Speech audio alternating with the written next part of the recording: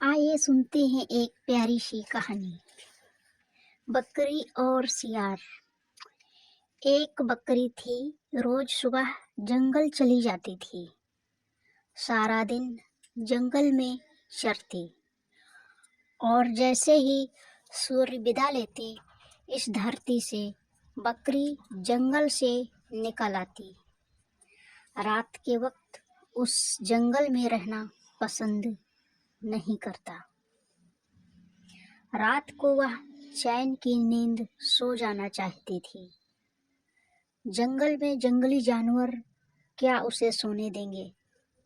जंगल के पास उसने एक छोटा सा घर बनाया हुआ था। घर आकर वह आराम से सो जाती। कुछ महीने बाद उसके 4 बच्चे हुए। बच्चों का नाम उसने रखा आले, बाले, छुन्नू और मुन्नू। नन्हे नन्हे बच्चे बकरी के प्यार भरी निगाहों से देखते और माँ से लिपट कर सो जाते।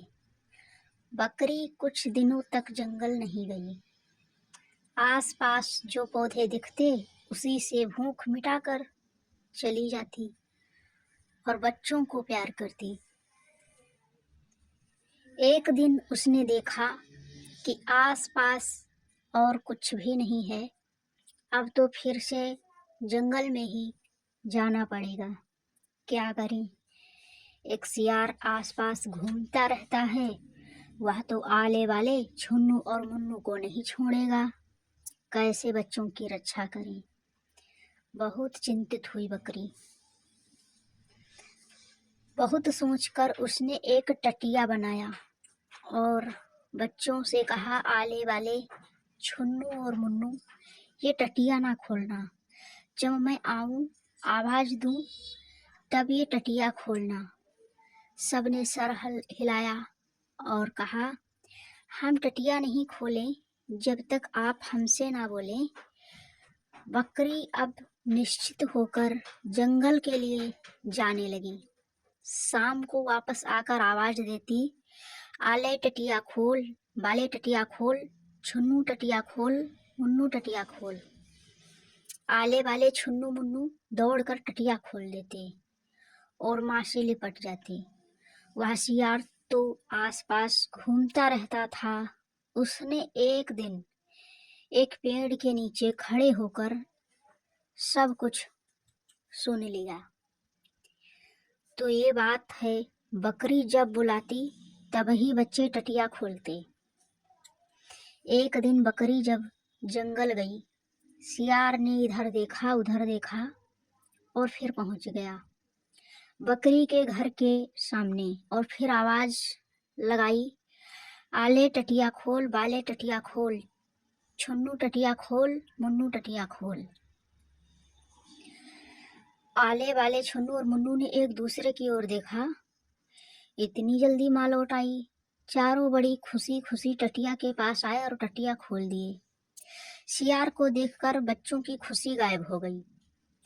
चारों उछल कर घर के भीतर भागने लगे। सियार कूद कर उनके बीच आ गया और एक एक को पकड़ने लगा। आले वाले छुन्नू मुन्नू रोते रहे, मिमियाते रहे, पर सियार ने चारों को खा लिया। शाम होते ही बकरी भागी भागी अपने घर पहुंची। उसने दूर से ही देखा कि टटिया खुली है। डर के मारे उसके पैर नहीं चल रहे थे। वह बच्चों को बुलाती और आगे बढ़ी, आले वाले छुन्नू मुन्नू, पर ना आले ना वाले ना छुन्नू ना मुन्नू। बकरी घर के भीतर जाकर कुछ देर खूब रोई। उसके बाद वह उछल कर खड़ी हो गई। ध्यान से देखने लगी जमीन की ओर, तो सियार के पैरों के निशान हैं। उसके पेट में आले वाले और छुन्नू मुन्नू हैं। बकरी उसी वक्त बढ़ई के पास गई और बढ़ई से बोली, मेरी सींग को पैना कर दो।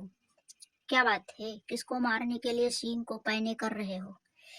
बकरी ने जब पूरी बात बताई, बढ़ई ने कहा, तुम सियार से कैसे लड़ोगी? सियार तुम्हें मार डालेगा, वह बहुत बलवान है। बकरी ने कहा, तुम मेरी सींग को अच्छी तरह अगर पैने कर दोगे तो मैं सियार को हरा दूंगी। बढ़ई ने बहुत अच्छे से बकरी के सींग पैने कर दिए। बकरी अब एक तेली के पास पहुंची। तेली से बकरी ने कहा, मेरे सींगों पर तेल लगा दो और उसे चिकना कर दो। तेली ने बकरी के सींगों को चिकना करते हुए पूछा, अपने सींगों को आज इतना चिकना क्यों कर रही हो? बकरी ने जब पूरी कहानी सुनाई, तेली ने और तेल लगाकर उसके सींगों को और भी चिकना कर दिया। अब बकरी तैयार थी। वह उस वक्त चल पड़ी जंगल की ओर। जंगल में जाकर शियार को ढूंढने लगी। कहाँ गया है शियार? जल्दी उसे ढूंढ निकालना है। आले वाले छुन्नू मुन्नू उसी के पेट में बंद हैं। अंधेरे में ना जाने नन्हे बच्चों को कितनी तकलीफ हो रही होगी। बकरी दौड़ने लगी, पूरी जंगल में छानबीन करने लगी। बहुत ढूंढने के बाद बकरी पहुंच गई शियार के पास। शियार का पेट इतना मोटा हो गया था, आले वाले छुन्नू मुन्नू ही उसी के भीतर थे। बकरी ने कहा, मेरे बच्चों को लौटा दो। शियार ने कहा, तेरे बच्चों को मैंने खा लिया है, अब मैं तुझे खाऊंगा। बकरी ने कहा, मेरे सींगों को देखो कितना चिकना है, तुम्हारा पेट फट जाएगा, जल्दी से बच्चों को वापस करो। शियार ने कहा, तू यहाँ मरने के लिए आई है? बकरी को बहुत गुस्सा आया। वह आगे बहुत तेजी से बढ़ी और शियार के पेट में अपने सींग घोंप दिए। जैसे ही शियार का पेट फट गया, आले वाले छुन्नू मुन्नू पेट से बाहर निकल आए। बकरी खुशी से अब चारों बच्चों के साथ लौट आई घर। तब से आले वाले छुन्नू मुन्नू टटिया तब तक नहीं खोलते जब तक बकरी 2 बार तो कभी 3 बार दरवाजा खोलने के लिए ना कहती। रोज सुबह जाने से पहले बकरी उन चारों से फुसफुसा कर कह जाती कि वह कितनी बार टटिया खोलने के लिए कहेगी।